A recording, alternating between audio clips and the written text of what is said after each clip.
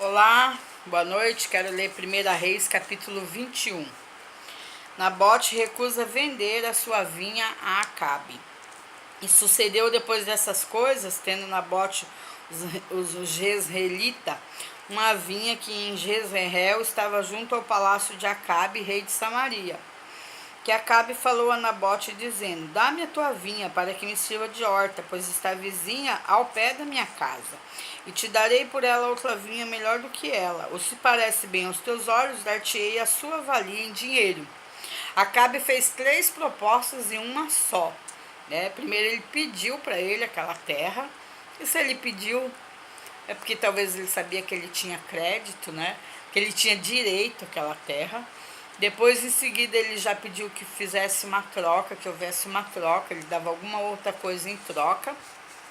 E em seguida ele ofereceu de comprar aquela terra, porque aquela terra estava do lado da terra dele, do lado do terreno dele, onde talvez naquele terreno ele tinha uma casa que ele queria expandir, onde talvez naquele terreno ele tinha um estabelecimento, um comércio que ele queria crescer. Mas Nabote não cedeu em nenhuma das 3 situações, nem queria dar a terra para ele ter pedido a terra, porque ele tinha direito àquela terra. Mas Nabote não, recusou dar, recusou trocar e recusou vender, porque Nabote ele vivia numa lei mosaica, lei de Moisés, Antigo Testamento, onde naquela época era proibido que se trocasse, que vendesse terras de herança. E hoje em dia a gente sabe que terras de herança, elas podem ser vendidas, podem ser comercializadas, para que seja pago a parte de cada herdeiro, para que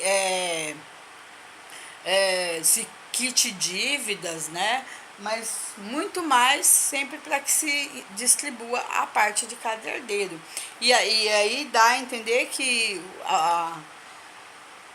o impedimento aí de Nabote era exatamente isso. Ele não queria que os herdeiros recebessem a parte que lhes cabia. E aí Nabote disse a Acabe: Guarda-me o Senhor de que eu te dê a herança de meus pais. Ele está falando de dar. Ele está falando que ele não daria a herança, mas só que Acabe não tinha pedido só para dar. Tinha pedido para dar, para trocar ou para vender. E ele não cedeu em nenhum dos 3 casos.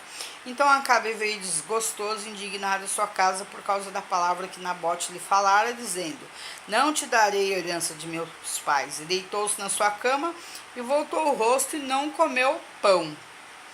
Porém, vindo a ele Jezabel, sua mulher, lhe disse: Que há que está tão desgostoso o teu espírito e não comes pão? E ele lhe disse: Porque falei em Nabote. E ele disse: Dá-me a tua vinha por dinheiro, ou se te apraz, te darei outra vinha em seu lugar. Porém ele disse: Não te darei a minha vinha.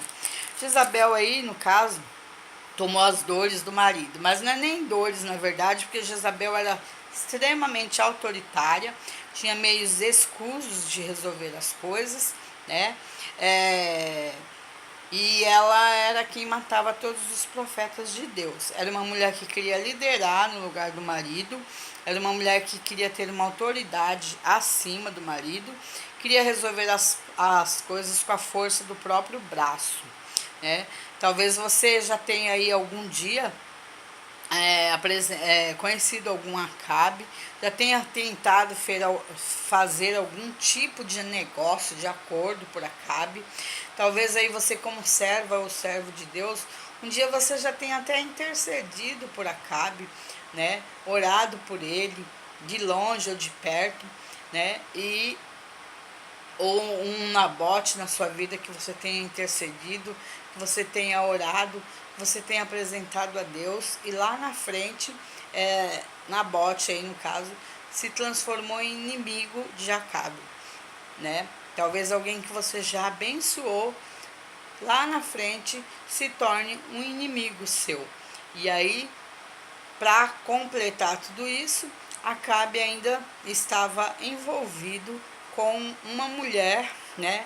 Aqui no caso era casado, mas possa ser que tenha alguma situação aí que exista alguma Jezabel que não é casada, mas que quer dominar, que quer reinar. Possa ser aí que tem alguma Jezabel que se empoderou sozinha, ou que o próprio marido, sem sabedoria de Deus, a empoderou, ou que o próprio marido deu liberdade para que ela tivesse essas atitudes, né? Que existem muitas outras atitudes aí, escusas, que a Bíblia relata sobre Jezabel.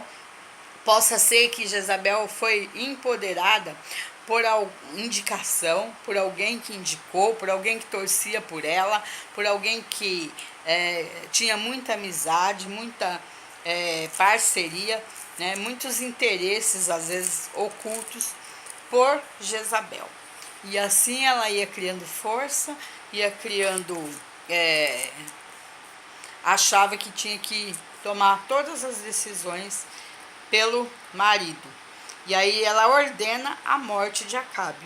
Então ela escreveu cartas em nome de Acabe, que era o marido, e as selou com seu sinete. Mandou as cartas aos anciões e aos nobres que havia na sua cidade e habitavam com Nabote.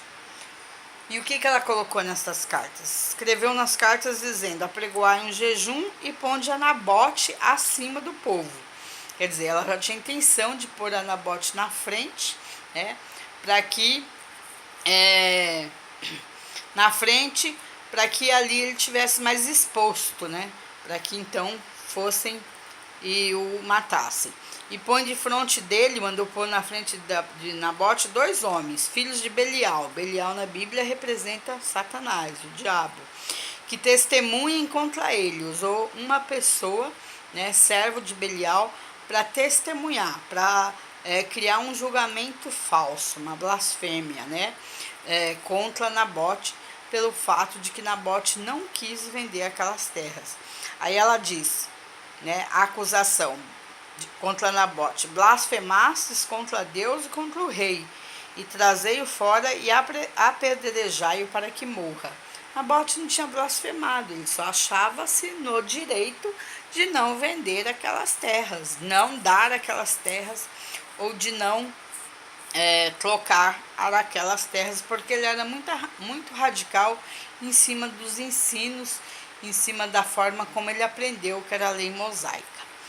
E apregoaram um jejum e puseram Nabote acima do povo. Então vieram 2 homens, filhos de Belial, e puseram-se de frente dele, e os homens, filhos de Belial, testemunharam contra ele, contra Nabote, perante o povo, dizendo: Nabote blasfemou contra Deus e contra o rei, e o levaram para fora da cidade, o apedrejaram com pedras e morreu.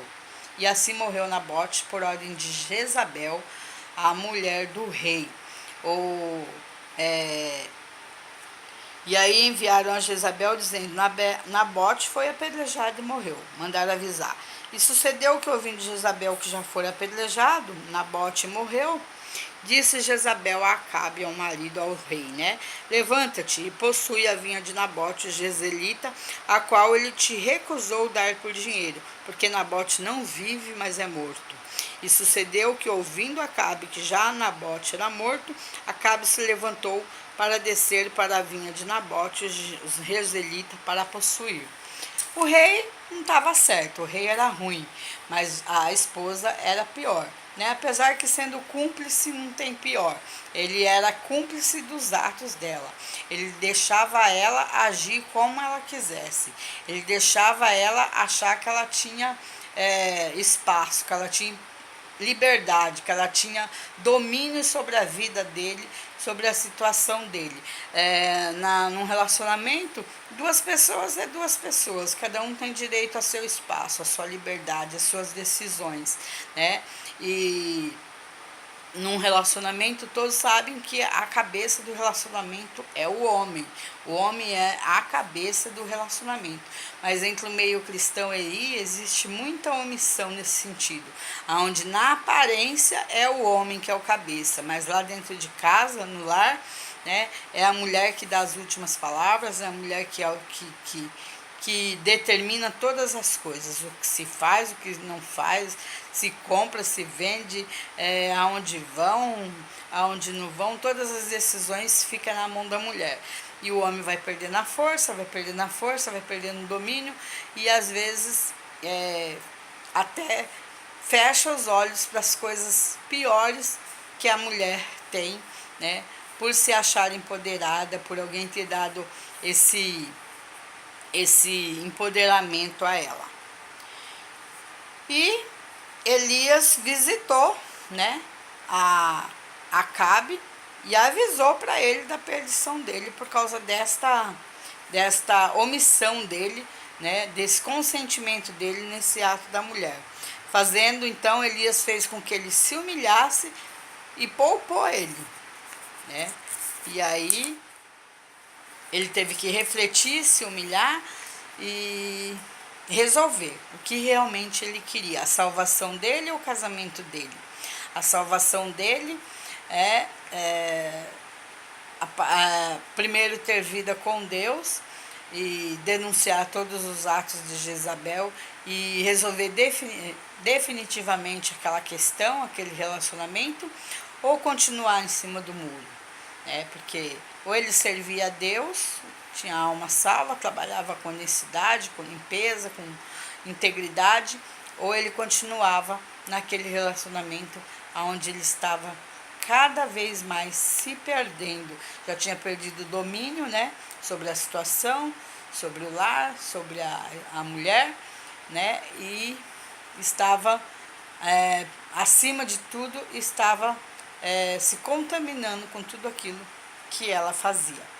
Então, que essa palavra sirva para reflexão, que o poder de Deus chegue com esta voz, com esta mensagem aonde tiver que chegar, para colocar todas as coisas no lugar, para que o Senhor visite e manifeste da glória dele, né, para que haja a justiça, o juízo e a verdade a ser revelada através desta palavra que ele me deu uma resposta e pôs no meu coração de estar passando.